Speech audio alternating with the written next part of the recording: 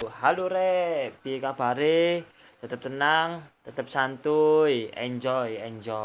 Melewati pandemi ini karena kita tahu dari corona ini bisa menyerang berbagai aspek, terutama aspek ekonomi. Karena kita semua sudah merasakan bagaimana dampak corona ini terhadap ekonomi. Informasi terupdate pada hari ini, pada saya membuat video ini, kasus yang positif COVID-19 sudah mencapai 11.000 dan yang sembuh sudah mencapai 1.800 dan yang meninggal sekitar 800. Tadi setelah saya jelaskan yang sembuh sekitar 1.800 dan yang meninggal sekitar 800. Jadi saya menyimpulkan bahwa penyakit COVID-19 ini ada potensi untuk sembuh atau selamat. Mungkin yang meninggal si penderita atau si positif COVID-19 itu memiliki penyakit atau riwayat penyakit seperti jantung, diabetes, bahkan tekanan darah. Dan bisa juga yang meninggal itu rata-rata umur 60 tahun ke atas atau biasa disebut lansia. Bisa juga kelelahan atau imun yang menurun. Saya terakhir mendapatkan informasi atau berita bahwa balita di Malang positif corona. Positifnya dikarenakan tertular dari tas carrier. Terus ada lagi di Jawa Barat, satu ibu, dua anak positif COVID-19. Diduga tertular dari pakaian ayahnya karena ketika itu ayahnya bekerja di Wisma Atlet. Kita tahu bahwa Wisma Atlet dibuat untuk karantina yang positif atau PDP atau ODP COVID-19. Nah, makanya pemerintah mengeluarkan anjuran apabila tidak ada kepentingan untuk keluar rumah, tetap di rumah saja. Apabila ada kepentingan keluar rumah, sering cuci tangan pakai sabun dan gunakan masker dan jaga jarak minimal 1 meter.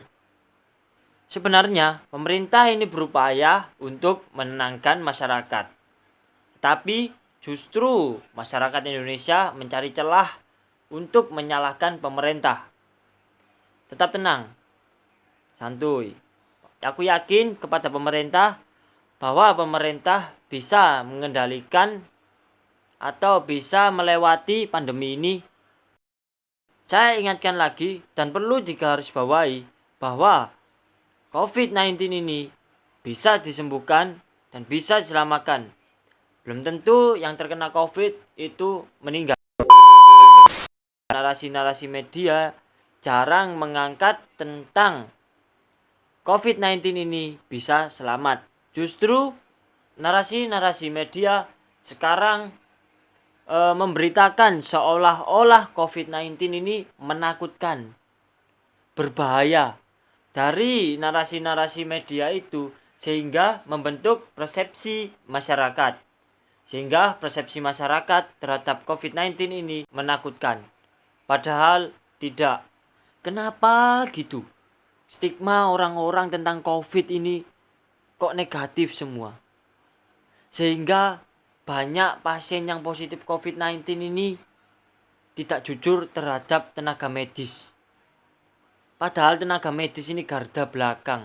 Apabila tidak ada tenaga medis, Anda akan bertemu Allah. Dan sampai-sampai juga tenaga medis dicaci maki oleh para ODP dan PDP. Mereka ini hanya membantu Anda. Tolong hargai tenaga medis. Stigma-stigma negatif itu muncul karena mereka melihat atau mendengar informasi bahwa salah satunya jenazah COVID-19 atau corona sering ditolak oleh masyarakat. Dan untuk warga yang biasanya menolak jenazah COVID-19 atau jenazah yang positif corona, mohon tolong sadarkan pikiran Anda bahwa corona ketika inangnya mati atau orangnya yang positif mati, virus itu akan mati juga. Dan menguburnya itu sesuai dengan protokol atau anjuran dari WHO. Jadi aman. Seharusnya media pertama itu harus membangun narasi-narasi positif agar warga atau masyarakat Indonesia positif untuk bisa melewati pandemi ini. Saya akan membacakan berita kelakuan warga Indonesia atau biasa disebut warga plus 62. Berita pertama datang dari Surabaya. 2 pengunjung warkop di Surabaya positif COVID-19 dari hasil rapid test. Pemerintah berupaya untuk membubarkan orang bergerombol. Nah, salah satu upaya pemerintah yaitu merazia tempat nongkrong. Pemerintah juga mengadakan rapid test acak ketika melakukan razia itu. Dan terbukti di Surabaya di tongkrongan 2 pengunjung positif COVID-19. Padahal pemerintah sudah menghimbau untuk tetap di rumah aja, kurangi gerumbulan atau bergerumbul. Tetapi Anda kenapa justru malah ngopi? Ini akibatnya. Selain merazia-razia warkop, pemerintah juga menyemprotkan water cannon kepada orang yang bergerombol. Wis ta, daripada awakmu dirazia, diobrak, terus dipenjara 1 tahun, terus disemprot water cannon, mending aku tak sing disemprot wis. Berita kedua, ini menurut saya kocak. Berita kedua datang dari dunia kriminal. Pencuri kotak amal ngaku ODP corona. Polisi tak berani mendekat. Pencuri kotak amal tak berkutik dikepung warga. Krimin. Warga plus 62 memanfaatkan kondisi seperti ini dengan berkriminal terus ngaku-ngaku ODP. Padahal bukan ODP, Anda mungkin cuma alasan atau gimana. Banyak laporan-laporan yang masuk bahwa kriminal akhir ini meningkat. Mungkin orang yang kriminal ini orang yang habis di PHK dari perusahaan.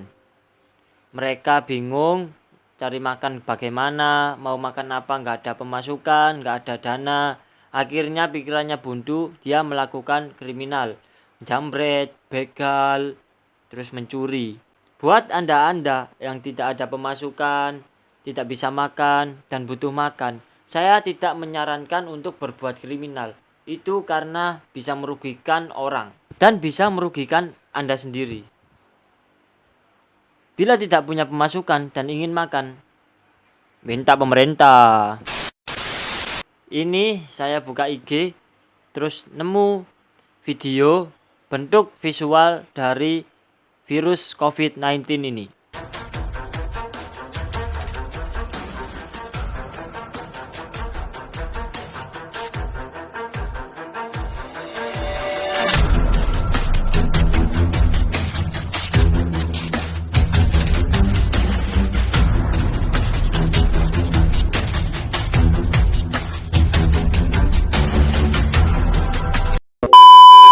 Ini nggak tahu niatnya mau edukasi atau niatnya bahan candaan. Tapi bahan candaan Anda yang Anda buat itu telah menyakitkan berbagai orang, semua orang. Ibarat Anda mencoba menghibur mantan Anda yang Anda telah sakiti. Sia-sia. Itulah tadi sebagian kelakuan warga plus 62 ketika melewati pandemi ini. Untuk melewati pandemi ini, saya punya tips untuk Anda yang menonton video ini. 1. Perbanyak aktivitas ibadah. Buat Anda yang jarang beribadah, mulai sekarang tingkatkan ibadah Anda. Karena kondisi saat ini, Anda tidak kemana-mana, banyak waktu, jadi gunakan untuk ibadah. Apalagi sekarang di bulan Ramadan. Yang kedua, bijak memilih dan memilah informasi, hindari hoak. Yang ketiga, kurangi membuka medsos dan perbanyak aktivitas atau ngobrol dengan keluarga. Karena kita sudah tahu bahwa medsos atau berita-berita yang tayang di televisi itu isinya tentang corona. Itu bisa-bisa menurunkan imun kita atau ngedownkan pikiran kita. Itu saja opini-opini saya terhadap kondisi pandemi ini dan tips-tips saya agar Anda tetap bisa melewati pandemi ini. Semoga bermanfaat video ini. Tetap santuy, tetap enjoy, waspada tetap ada, taati anjuran pemerintah, tetap di rumah saja apabila terpaksa keluar, sering cuci tangan, terus cuci baju yang habis kita gunakan untuk keluar rumah, pakai masker, jaga jarak minimal 1 meter. Terima kasih telah menonton video ini. Saya ucapkan terima kasih dan jangan lupa like, komen, dan subscribe. Wassalamualaikum warahmatullahi wabarakatuh.